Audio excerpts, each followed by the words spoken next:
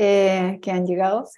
Y también comentarles que la charla, como siempre, va a ser traducida, va a ser dada en inglés por Aysar y traducida al español y al chino. Ya estamos esperando unos minutos porque se está uniendo mucha gente y comenzaremos lo antes posible. Para seleccionar la traducción, el canal de traducción, les pedimos que abajo de la pantalla, en el icono de globo, dice interpretación, ustedes seleccionen el canal correspondiente, ¿ya? Incluso a las personas que quieren escuchar la charla en inglés, les sugerimos que seleccionen la charla en inglés para que puedan escuchar las preguntas, por ejemplo, que puedan hacer las personas de China. Eso. Right, so before we start this talk, just wanted to let you know that this talk will be translated simultaneously into Chinese and into Spanish. So it's quite important that you do select the right channel. So the talk will be given in English. And so if you would like to hear the talk in English and ask questions in English, then please do select interpretation channel, which is English. If you would like to hear the talk in Spanish, then please do select the interpretation channel, which is Spanish. And if you would like to hear the talk in Chinese, then select the interpretation channel, which is in Chinese. Zhen, and the interpretation channels you select by selecting the button on the Zoom bar, which looks like a globe and has the interpretation underneath. And there's 3 options. Zhen, could you please say in Chinese about how to select the Chinese interpretation channel for the speakers in Chinese, please? Zhen. 我现在已经收听中文频道了。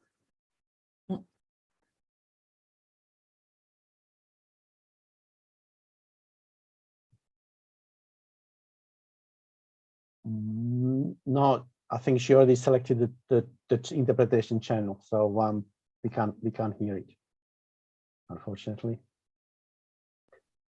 Right, so I hope that everybody been able to select the right interpretation channel, and I think we should be then kicking off. So okay. I'm going to select my English, and would you like to introduce Ursula the our network, please? Thank you. Okay, so I'm going to English. And well, good morning, good evening, and good afternoon, everyone. My name is Ursula Bravo, and on behalf of the Design Literacy International Network, I want to thank Aysar Ghassan, who has kindly accepted our invitation to deliver this talk number 30. We also want to thank the institutions that support this and other activities of our network: Shandong University of Art and Design in China, Oslo Metropolitan University in Norway, and Universidad del Desarrollo in Chile, my academic home. I want to thank all the people who make this talk possible, especially Pia Alvarez and the translators Jasmine Silva and Jean Menck. Design Literacy International Network seeks to bring together scholars worldwide to discuss and build shared knowledge about design literacy, theoretical concepts, and empirical phenomena. Until now, we have organized special issues, symposium, and conferences, and of course, this Engage with Ideas talks cycle, involving more than 50 authors from different countries. Design Literacy International Network holds a critical approach based on Paulo Freire's work.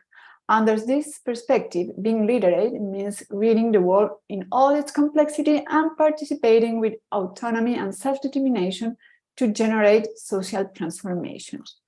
According to Nielsen and Branner, the value of cultivating design literacy among the general public is to get the critical mass of users and recognize their capacity to transform current unsustainable mass consumption patterns and opt for a more sustainable way of being.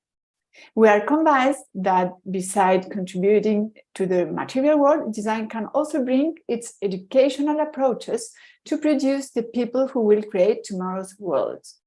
Today, our guest is Dr. Aysar Ghassan, who leads the Master in Automotive and Transport Design at Coventry University in the UK. This talk is based on his PhD thesis titled Designery Way of Speaking, investigating how the design tribe of researchers speak on design thinking. He has also published widely on design theory and innovation in design education. So welcome, Aysar. Thanks for coming today. The screen is yours.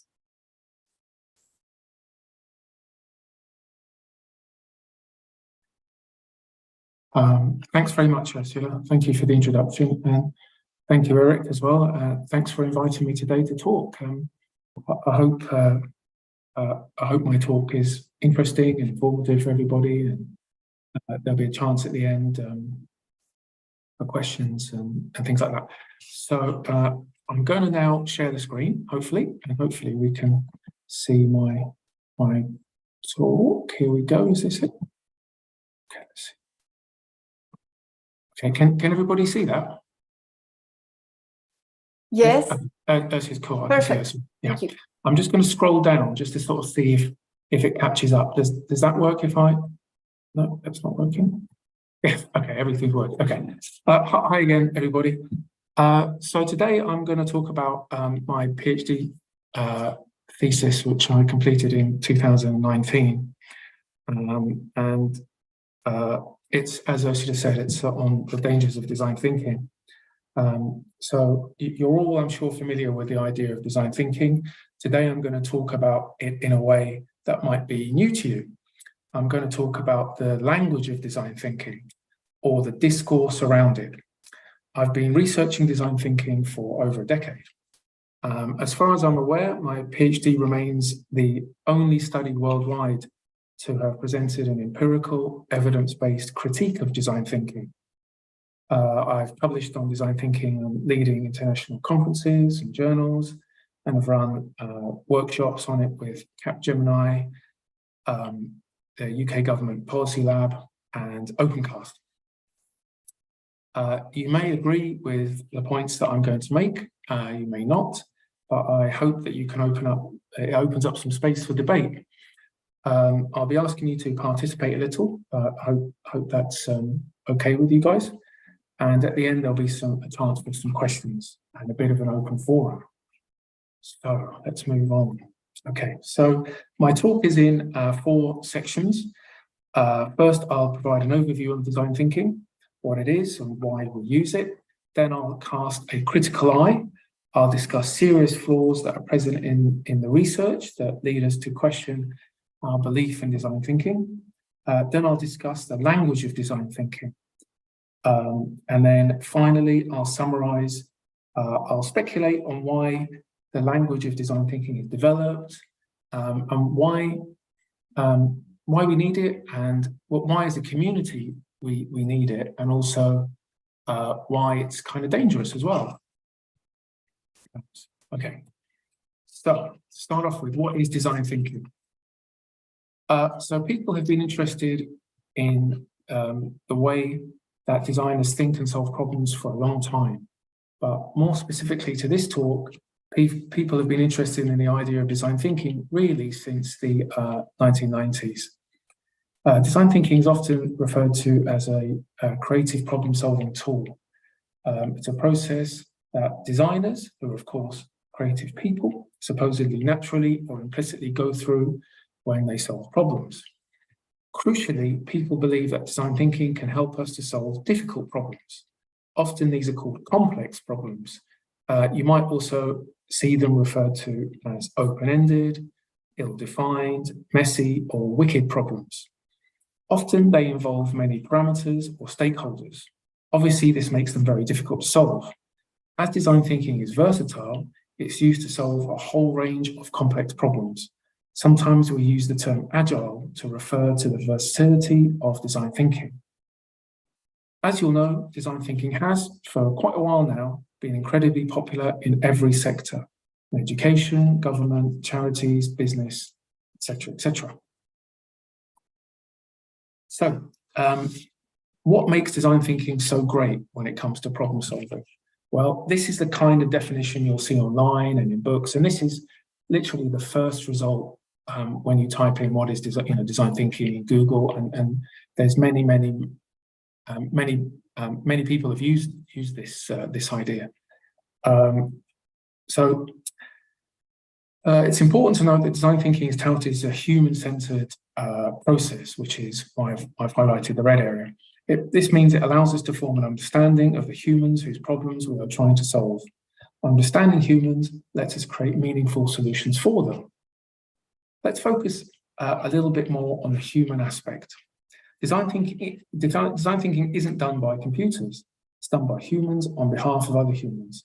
Sometimes you'll see words like stakeholder or user.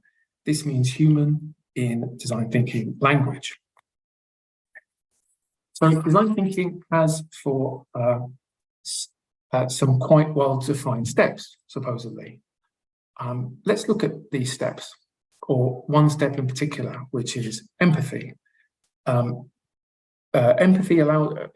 Generating empathy allows us to understand the humans whose problems we are trying to solve. Empathizing with people allows us to understand the complex issues that affect them. So it helps us to, understanding or generating empathy with them helps us to create more effective solutions for them. So the developing empathy step has been vital in making design thinking so successful across sectors. I've noted that design thinking is something that designers naturally go through when creating solutions. The design thinking literature will tell you that designers have an ability. They can empathize with potential users. This aspect makes them great problem solvers. This is why books and courses on design thinking will ask you to think like a designer. I've highlighted empathy here because I will talk a little bit more about empathy later. As a final note, you'll often see the term holistic used to describe our aim of seeing people in the round when trying to empathize with them. Okay, we know that the concepts of empathy and holism are very important in design thinking. Empathy and holism are the opposite of the scientific or the natural scientific viewpoint. In the natural scientific viewpoint, issues are often seen through a microscope and categorized. So, for example, scientists might talk about life being carbon-based. Design thinkers criticize this viewpoint as being reductive, as life is actually much more complex than this. Life is the culmination of all the experiences that each of us has. Often you'll see the term lived experience used when people talk holistically about humans. Life is defined by our individual lived experiences. So now I'm going to move on So to summarize briefly what we know so far, design thinking allows us to become more empathetic with service users so that we can solve complex issues that are intrinsic to their lived experience. So that's a kind of quite critical paragraph, really, quite crucial paragraph. So I'm now going to move on to use a critical lens to look at this design thinking research. There are some serious flaws in the research. So this is a popular quote from Lucy Kimball, a design researcher. And to provide context into this, we can look at the idea, again, of empathy.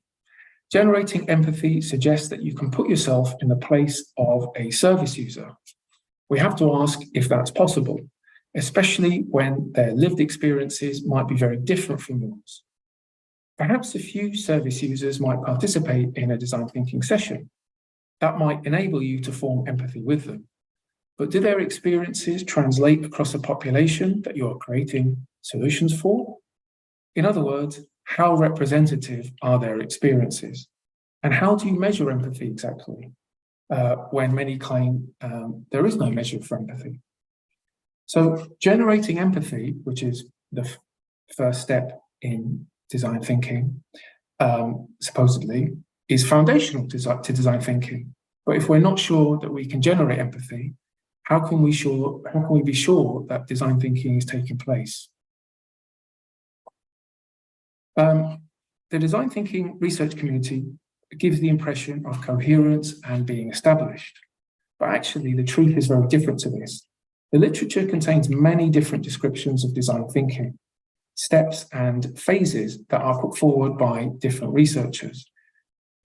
Researchers vary with regards to the number of design thinking themes they claim to define, describing, for example, 4 themes, 3 major themes, working backwards strategy, the domain of 4th order design thinking. And also, you'll see in the literature, there are formulas or formula-like descriptions of design thinking and the steps that design thinkers take. And again, there are many, many different examples of this. And really, it seems as though all the descriptions of design thinking appear arbitrary and subjective. The research community does not see this as a problem. The descriptions of both design thinking steps and its perceived value in helping us to solve complex problems comes from studies of designers at work, designers tackling problems and creating solutions to them. The issue is that these studies are often very small. Often researchers analyze 1, 2, or 3 designers at work, perhaps. Then they take the findings and generalize them across a whole population. This would be unacceptable, for example, in medical research. Imagine licensing a medicine for general use after it's only been tested on a handful of people. It wouldn't happen, as we wouldn't know enough about whether it works or the extent of its side effects. But problematically, this type of research is perfectly acceptable in design thinking research. This slide shows, for example, the results of a paper in which the author studied one design student, I believe, and then extrapolated those findings more broadly. Sometimes design thinking isn't as effective as the literature on it leads us to believe it is. When this happens, researchers don't tend to criticize the effectiveness of design thinking or try to unpick why we believe in it. Instead, they mitigate its poor efficacy. For example, in this slide, the researcher claims, in this slide, the researcher claims that design thinking should be introduced to teachers earlier in the experimental process, and it would make it more effective in classrooms. In the paper, design thinking isn't as effective as perhaps the researcher thought it might be. So there's a process of mitigation rather than a process of critique. As design thinking is so established across sectors, we've taken for granted the idea that the data that underpins it is sound, when really it isn't. The danger here is that we continue to use design thinking without standing back and taking time to really think about what the ramifications of using it might be. Okay. So the severe criticisms that I've noted led me to conclude in my PhD that researchers write design thinking into existence. It goes without saying that authors use terms and phrases to do this. I'm going to move on to illustrate some of this design thinking language.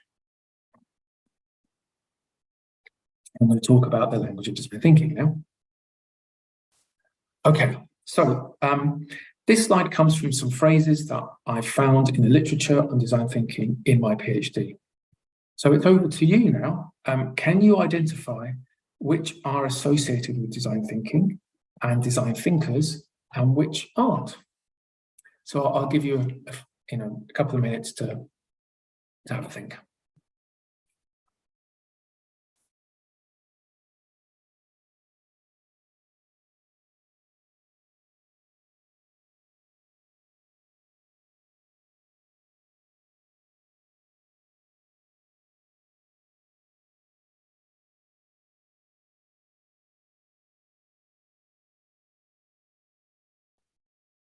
Well, while we are waiting, I just wanted to say, if you just joined us, please do select the correct interpretation channel. on your Zoom bar, and it can be either in Spanish, Chinese, or English. I'll repeat this one more time.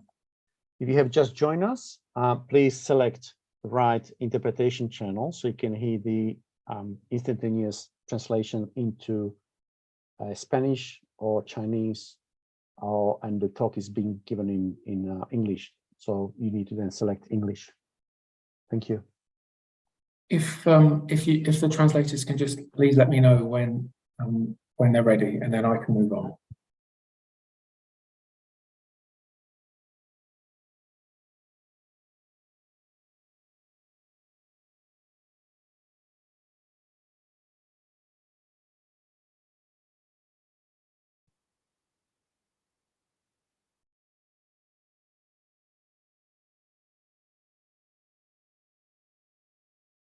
Eric, I think we might need some music at this point.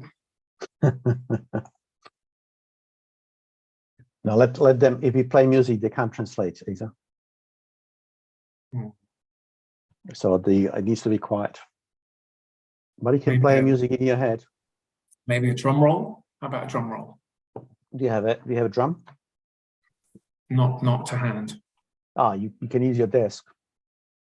Do you think I should? Yeah. Well, give them another 60 seconds. Of course. You've got a good fingers for that, and it'll be a nice drum roll. You can always ask Belen. She might have a, they're in a consultancy. They might have some toys for design thinkers. I hope Belen?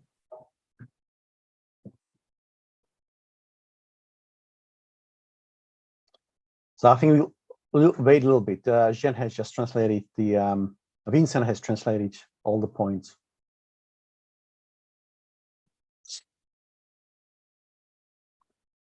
Maybe give them another 60 seconds. Is that okay?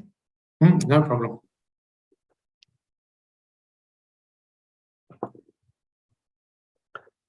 And we can start with the Oslo Met with a design literacy team. We can ask them what they think. Are you ready, Eva, to participate? Yeah, ready. So what do you say? And then we'll move on to Jen. Jen will tell us what she thinks, and then I think lastly we go to Belen. What her thoughts are. Is it okay, Belen, with you? And you can call Carlos to help you. Call the friend. Is that okay? Great, excellent. Right. So the question was, Aysar, yeah. Which of these? Yeah. So I'll repeat. Yeah, repeat. Yeah, please. Yeah. The question is, from these 10 phrases that come from the papers that I studied in my PhD, which phrases are associated with, which phrases do the authors claim are associated with design thinking or design thinkers, and which are not? Oslo. Yeah, we found 2 that we didn't see any links to design thinking, and that was number 6 and number 10. And the others we thought were kind of joined into them. So it's number 2 and so it's number 6 and number 10. Is that correct? Yeah, that was the unfamiliar ones that we didn't see linked to design thinking. Okay, hold the horses. I'm holding them, Eric, don't worry. Hold the horses. Now we move on to Belen. Belen, which of the 10? I would choose the first one and the 9. The most, for me, the better they describe the design thinking. But also maybe the 3. How about the 7? Yeah. You're transforming society, aren't you? I'm pretty sure. Okay, so we have a 1, 3, and what was and 7? Did you say? And 9. 9. Okay. Anybody else? Thank you. Thanks, Belen. Jen, can we ask Jen, please? Just choice the number 3, the power to transform society. We can maybe just change something for this word. Yeah. Okay, so number 3 only. Yeah. Good. So I think that's that gives you some indication, Aysar. Yeah, can we move on? Is that okay? That's perfect. Okay, thanks, Eric. How about you, Eric? Which ones have you got? Definitely the transformation of society. Definitely. Definitely. And it's also, it would be the problem solving. It's problem solving is the number one. Then it's about the complexity of the world, but yeah. All right. And okay. Shall we move on? Yeah, sure. Let's do it. Let's do it. Let's see if we were right or wrong. Okay. So here are, of course, the terms and phrases that researchers associate both with design thinking and with people who use design thinking. The researchers use them to talk about the value or benefits of design thinking and design thinkers. So I've underlined some important terms here. So people are collaborative, and it's a collaborative process. As Eric noted, the transformation is very important. People who are design thinkers are transformers. They transform things. People who negotiate. People who design thinking are dynamic, which is fantastic. You know, they're open-minded and curious, and it's an open-ended process. So, are you seeing this kind of language in the research that you read? Are you seeing it in your own research that you write, or even in your practice? And beyond that, do you use these terms in your personal life? Has design thinking infiltrated your personal life? These are, of course, the terms and phrases that researchers associate both with problem-solving methods that are not design thinking and with people who don't use design thinking. So again, I've underlined some important terms and phrases. So, other non-design thinking methods make people follow suit. They make them into sheep. People who don't use design thinking are rigid. They don't question. They're not original thinkers. They use traditional models and methods. They tend to squash ideas, and they standardize rather than allowing an open-minded system. So the literature tells us that design thinking helps us to eradicate these problematic ways of thinking and replace them with ways that better allow us to solve user-centered problems. As you can see, there's a real dichotomy in terms of the language used. Dichotomies are very powerful as they make us feel strong emotions and help to convince us of the validity of arguments. The trouble is that design thinking dichotomies emerge from flawed research. So we have to question their validity. Indeed, we have to question the validity of design thinking language that I've illustrated. And this is what I mean by it's basically a kind of a process, an idea that's been written into existence by a research community. Okay, so summary. So just to summarize, as I say, design thinking, what is design thinking really? So I argue that it's a professional language constructed from a series of phrases, positive ones, like the ones that we've just talked about, and opposing negative ones, again, as we've highlighted. And beyond that, or associated with that, are steps and imagery that are all over the internet, that are in books and training courses and etc. That give that language a kind of a more tangible base, really, a physicality, if you like. Okay, so I'm just going to move on a little bit, just a little bit broader. It's just perhaps interesting to begin to see a slightly wider picture. Academic communities thrive on creating language with specific terminology. And if you're interested in this, there's a whole field on how academic communities speak and write, and different ways of speaking that are used by different disciplines. And it allows academic communities to claim intellectual territory.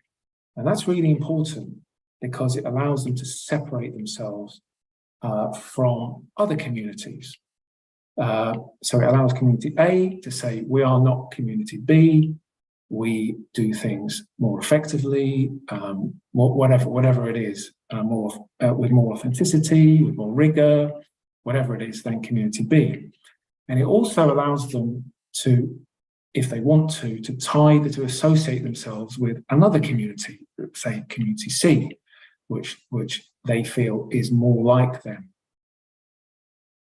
And how we do that, obviously, is through language, through imagery. So designally ways, what I've termed designerly ways of speaking, that this language of design thinking, has allowed the design research community to have a semblance of rigor, tradition, pillars, really, of its existence, and cohesiveness. And whether or not the language used by the community stands up to scrutiny really is a secondary issue. The most important issue is to form the community and to generate the boundaries that allow it to exist. Currently, design thinking has no agreed definitions. But it's possible, but it's possible to use some of the terms that I've identified in my research to create definitions of design thinking. In the next slide, I've created 3 possible definitions that use some of the terms that I've identified in my research. And because these definitions 1, 2, and 3 incorporate the terms that are in the research papers, they're all equally valid. So hypothetically, it may be possible to begin. So hypothetically, design thinking could be a collaborative process which facilitates problem solving, etc.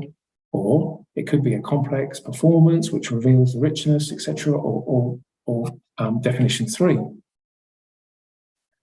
But because they all come from the terms that researchers use, any one of these is valid, or because so therefore, if you're trying to critique any of these, it's kind of very difficult because they come from the language itself. So researchers can perpetually argue about which definition is correct, and because the community is constantly generating new terms, then new definitions exist, which makes the critique really futile because it's like knitting clouds.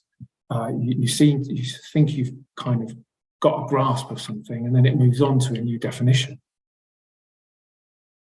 So this debate can really go on forever as to what design thinking is, what the definition of design thinking is. And that suits, in some ways, the community because it means that criticism is very difficult. It's very, very difficult to critique what design thinking is if we can't pin it down, if it keeps moving, if the definitions keep moving, if the language keeps growing and moving. And that, well, the conclusion of my PhD is one of the reasons, one of the important reasons why we still have design thinking, because it's something actually that's very difficult to critique. And I call this in my PhD, the design, one of the functions of the design thinking trap. In some ways, it's a perfect system that allows a community to build, generate, and perpetuate. Thanks very much. I hope you enjoyed my talk. Any questions, please? Thank you so much, Aysar. That was very informative, and I've learned a few things. And yeah, if you have any questions, do either raise your hand or speak up or type your questions in the chat. Jacob, come in, please.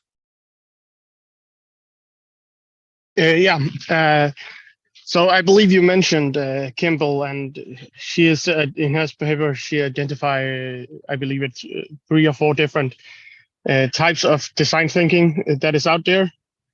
And for me, at least, the term usually thought of as design thinking comes from the business side of stuff and not as much from the research. And I think much of the language there is not based on research, but just in business logic, if you will. While what I usually would call design cognition or designerly way of knowing and that whole area is more research based. So where do you place yourself in between those two schools of thought? Jacob, thank you. It's a really good question. So when you have the pleasure, I'm sure, of reading my PhD, you'll find out that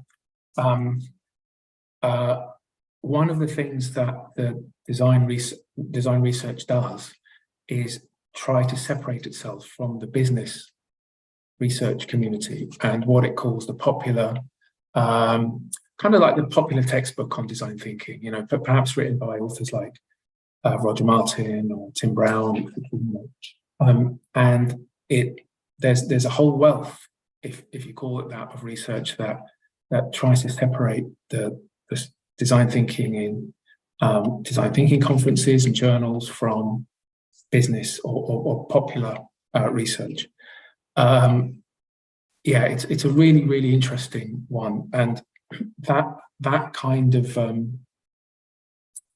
that rhetoric, that discourse, really allows the discourse of the language that's used, of the separation, allows the both communities to exist, really, because otherwise, without them disagreeing on terms and without them trying to claim their own territory, they wouldn't exist as separate entities, which means there wouldn't be design journals and design conferences. So the disagreements are fundamental to allowing the community to exist, which is really, really interesting. Where I stand, I don't really stand on either. I just think it's interesting to kind of look at, really. Thank you. Great. There's another question from... Can I say, sorry to interrupt, sorry, is that if you look further, which is really interesting, so the design thinking, just to further on Jacob's question, if you delve further into it, then you'll see that the research community will identify with other communities, for example, anthropologists, and also will be looking at philosophy and the idea of pragmatism, that kind of thing, where it will take terminology from those areas in order to kind of have alliances with those communities. So it's a really, really interesting kind of political is maybe not the wrong word, but territorial kind of tale or narrative of allegiance and boundary building. And that's really that was my PhD, really. Whether where I'm situated in this is no, I'm not really situated in it, to be honest. Just interesting to kind of watch. There's a question from Borgone. Would you like to come in, please, and ask your question? Hello? I can't. Is it in the chat or? It is in the chat, but I thought he might or she might ask that question. But it says, how does the design thinking get business and politics to involve in its territory of intellectual value? Sorry, can you say that again, Eric? Yeah, so it says, how does design thinking get business and politics to invest in its territory of intellectual value? Yeah, it's a really good question, and it's how it originally got people to invest was by trying to separate from the scientific language or the scientific or the natural scientific discourse. So the natural scientific discourse is one of, as I pointed out, of reduction, of atomization, reductionism. And that is critiqued. It's been critiqued for a number of years now for not being inclusive and not being traditional, being rigid, etc. And the design thinking language opposes that. So where it set its stall out as a community, it's to say we are not the natural science. We are not natural scientists. We solve problems in a different way. Therefore, we add value by not being reductionists, by seeing things, as I say, in the whole, holistically, in the round. By generating empathy, we can solve problems in a different way. And that really is the kind of if there is a foundation to this, that's the kind of first pillar. It's very, very interesting, that, I think. Thank you. It's a good question. Right. We have another few questions coming in. Fernanda, would you like to come in and ask your question, please? Thank you for the for your dissertation and all the things that you have been shared with us. I was thinking about more specifically about the research methods that we have, especially in social spheres, in terms of academic spheres and investigations that we're doing. So is any particular design-based methodology that you have seen so far, something that could give some ideas how we can assess the methodology, something that you were talking before, as well as some crossovers between methodologies, like, for example, when you say that the particular benefit that we can have from design thinking process is like how we kind of embrace life experience and how we can use that as a data. I was thinking, for example, ethnography methodology is something that is focused on that, and it's very interesting how maybe that could kind of make a combination, a working together with the design thinking process, and maybe to have new prompts, new data, new ideas. Yeah. My suggestion, Eva, would be if you're really interested, read the PhD and then write to me after you've read the PhD, because I didn't talk about methodologies that work or don't work, and I didn't talk. I don't think I talked about design thinking being something that can transform people's lives or anything. I talked about how the literature claims it, how the literature creates a discourse which allows a community to claim that they're very different things. So my suggestion, if you have time to read the PhD and send me an email after that. Right. Next questions we have by Juan Carlos. Would you like to come in, please? Sure. Thanks. Aysar, thanks for your talk. Very, very interesting. That's okay. Thank you. I was expecting like the new E equals EMC square or something about design thinking. And I assume that you found something that really triggered your imagination. So in my question, I was posing the theory that maybe a definition should be descriptive, inspiring, and somehow describe the process. We read many definitions that sound very like BS or over-intellectualized, and some others are very, very simplistic. So have you found one definition that you really take as your flag and say, this is what I think design thinking is about? Oh, that's a really good question. Thank you.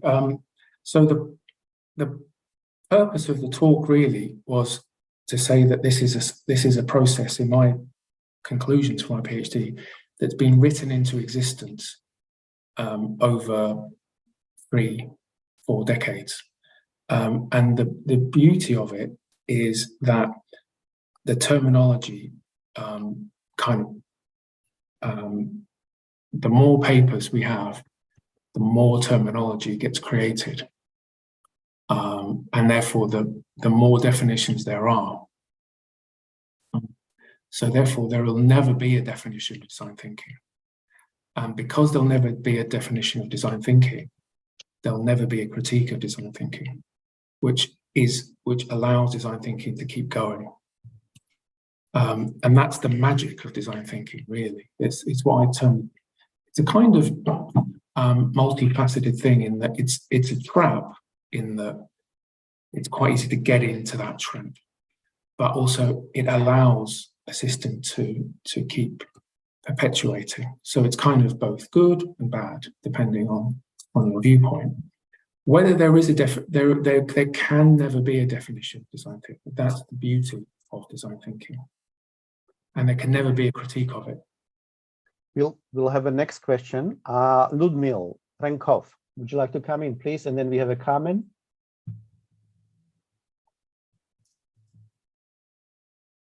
Sure. Sorry, I'm a designer by trade and by past and present, and as a professor of design is also very curious to keep listening about design thinking from everywhere. And my feeling is that design thinking, I've never heard designer talk about design thinking. Everybody else except designers talk about design thinking. So it's I think it's sort of like the others grasping what design is and how it's useful to them. That's how I find it. And so, and also just a small other comment, the way I've understood the issue of empathy, it's not, there is really not a real outcome of empathy, sort of, because I hear sometimes people present this, like, now we start empathizing. It's not a button you turn, sort of like it's basically, it's a way to understand, to get close to the human condition with its problem that you're trying to understand and solve. So I think empathy is a sort of structured and measured outcome. I think it's more or less false to sort of be addressed that way. So anyway, just sort of 2 cents in here. Thank you. Thank you.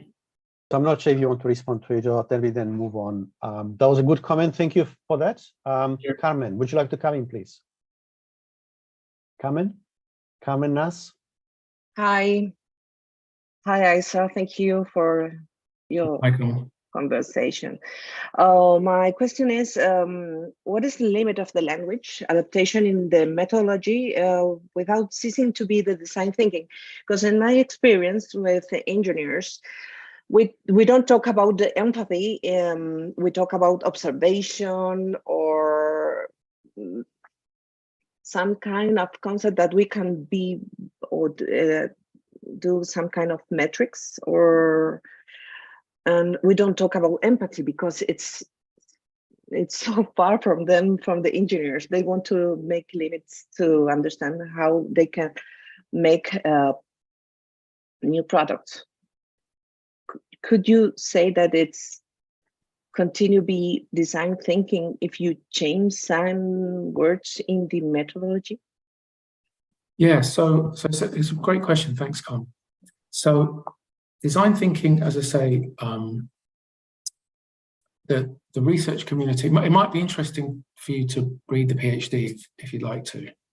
The design thinking community will pick up words, terms from other communities that it wants to align to. So they'll talk about bricolage or pragmatism, perhaps, embodiment, but they'll reject other terms. So depending on the community that a particular community, in here, we're talking about design thinking research, depending on where it wants to set its territorial stall out, will influence which words it uses and which words it rejects, and which images it uses and which images it rejects.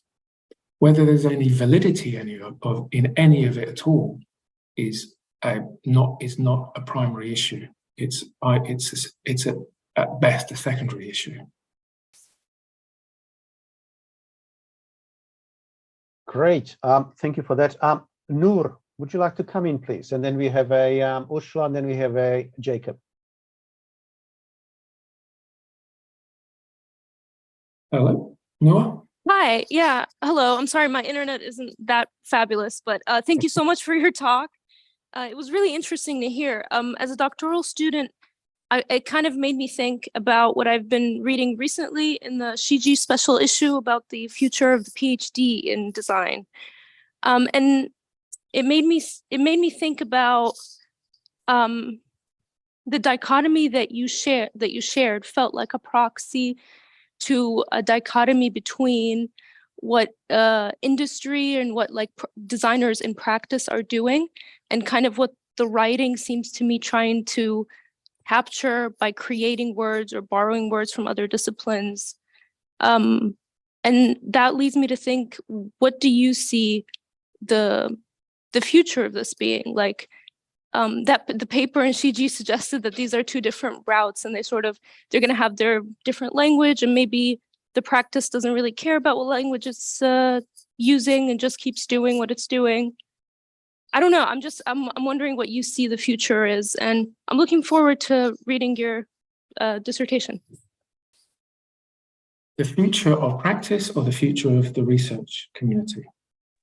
The future of this dichotomy, like you were saying that it's sort of cloud stitched together. Is it going to continue being cloud stitched together, or do you see that there is some sort of resolution that needs to come, or it can just continue being kind of built on clouds? Thank you. Thanks for that question. It's a really good question. Without the clouds, there is no design thinking. So that's my conclusion of my PhD, the design thinking trap. So if we want design thinking, we have to have the clouds. So that's the answer. That's my answer anyway. Yeah. And my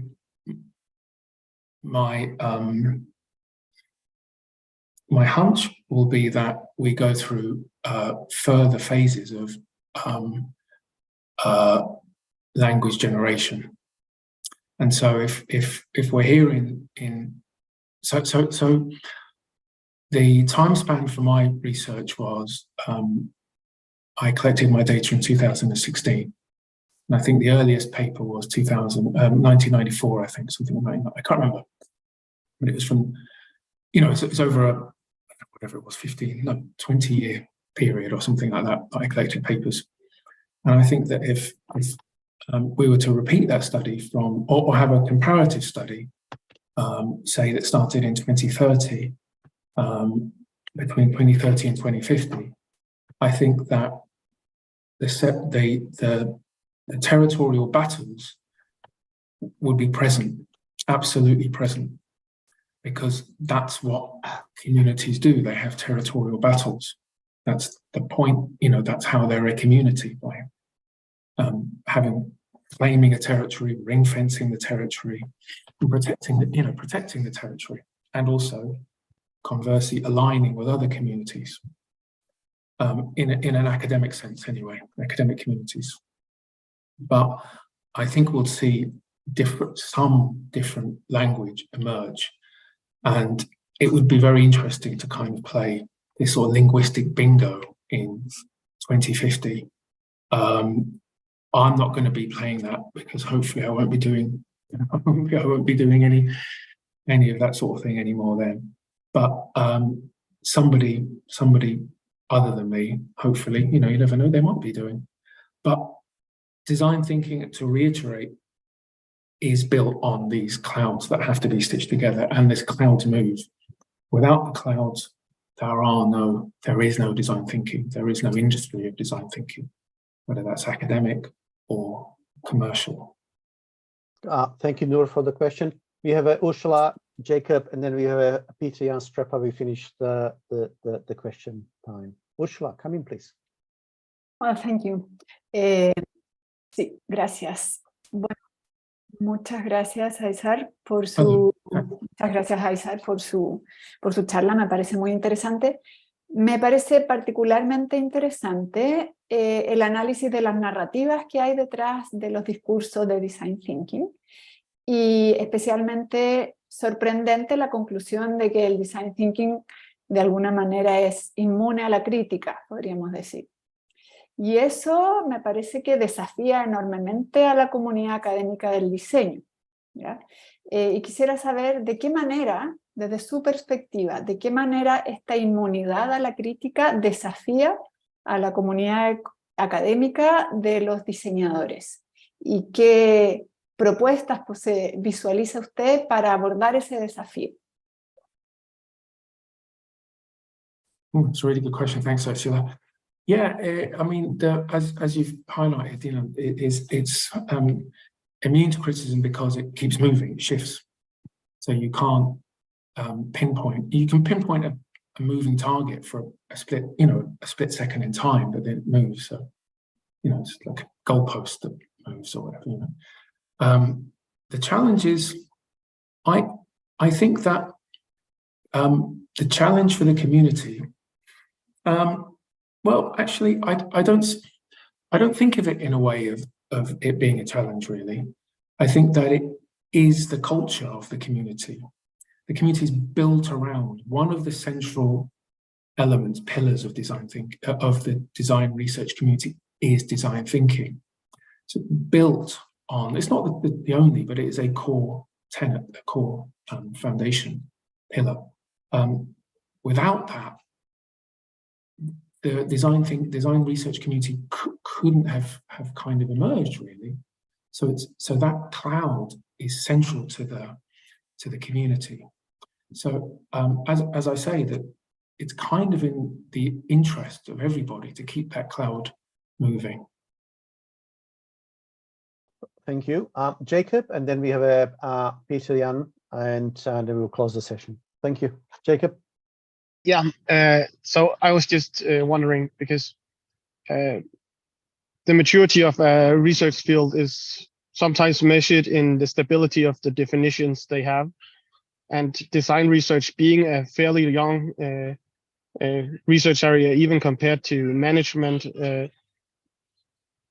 How you have mentioned that the design thinking will never be well defined. And we will, or a stable definition. So do you think that is just until design research becomes stable as a research area, or is it something you really mean that it can never be? Or do you think that we perhaps will start defining other concepts that in the near vicinity of design thinking that is more specific to the concepts we are actually talking about and need to talk about as designers?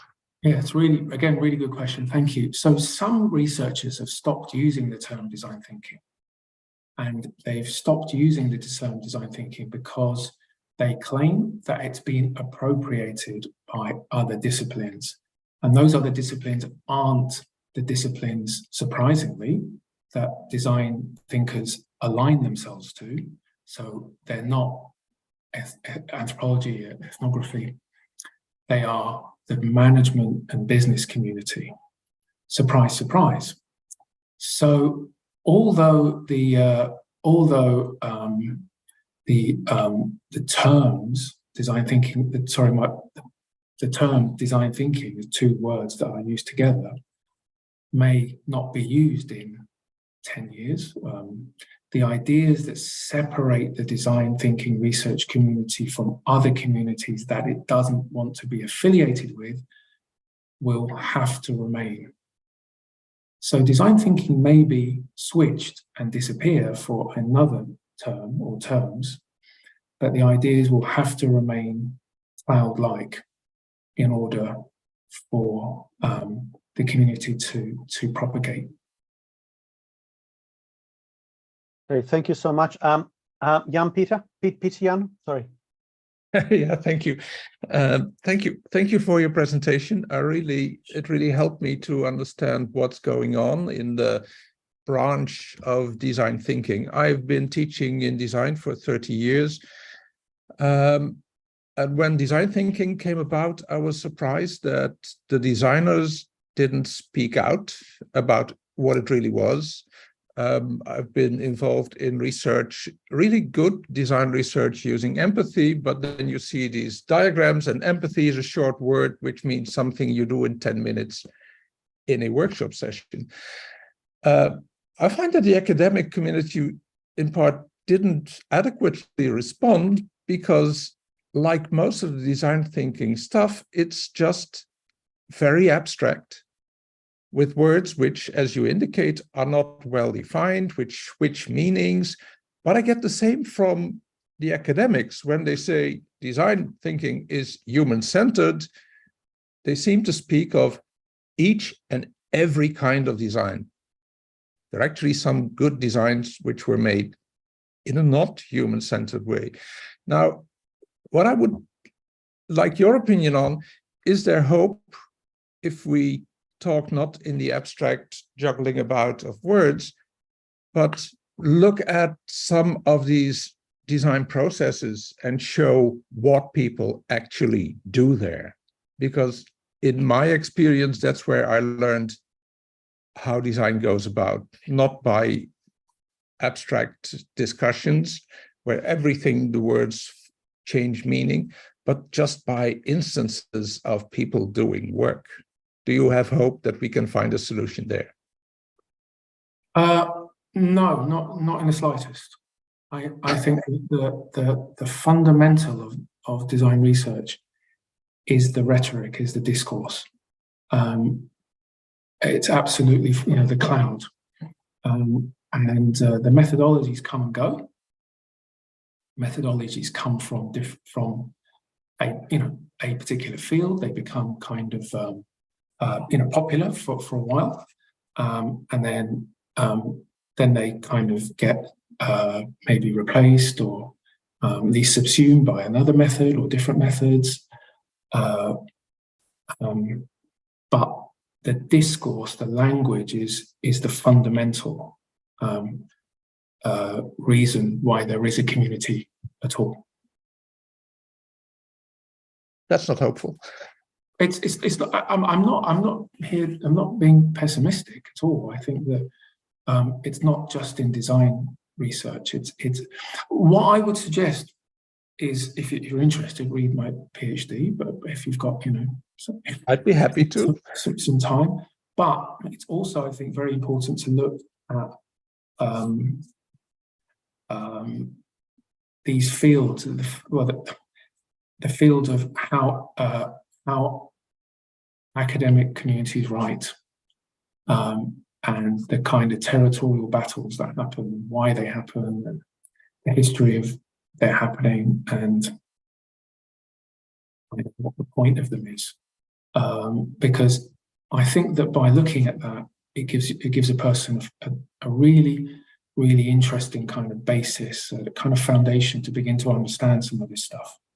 To understand that it's not a matter of methods and which methods are better than others. It's a matter of how a community becomes cohesive and how a community challenges other communities, and how a community differentiates itself from other communities, how it gains territory, and how it aligns with other communities. And then once a person has a kind of better picture of that, then you can kind of really begin to understand what's happening in design research. Thank you so much. Thank you for all the questions. We are really have run out of time, and thank you, Aysar, for stimulating conversation and really good topic. And I just would like to, thank you for staying with us. And I would like to introduce a session for the October talk, which will be delivered. Thank you. Will be delivered by Ariel Berg from the Oslo Metropolitan University. He'll be talking about design literacy in health and technology education. So we'll see you there. And please note that it will be starting actually 1 hour earlier on Tuesday, 3rd of October. And we are looking forward to seeing you there. And if you have any questions or you would like to follow up on this, then do please get in touch, and we'll be, try to. And Jan Pirian, we would like to have you, because we have a full schedule, but next year, let's organize, look at one of your papers, because the idea of this is to looking at the papers, either conference papers or journal papers, and unpick them in some ways. So I'll be in touch, and anybody else, if you have an idea you would like to contribute towards these talks, then do get in touch. And otherwise, we'll wish you have a nice morning, evening, or wherever you are, because we have people all around the world. And again, thank you, Aysar, for your contribution, and for the participants for the really, nice questions and the nice interactions with us. And that's the whole point of these talks. So goodbye, everybody. Bye-bye. Muchas gracias. Adiós y nos vemos el próximo mes. 各位中文频道的，我们可以结束了，再见。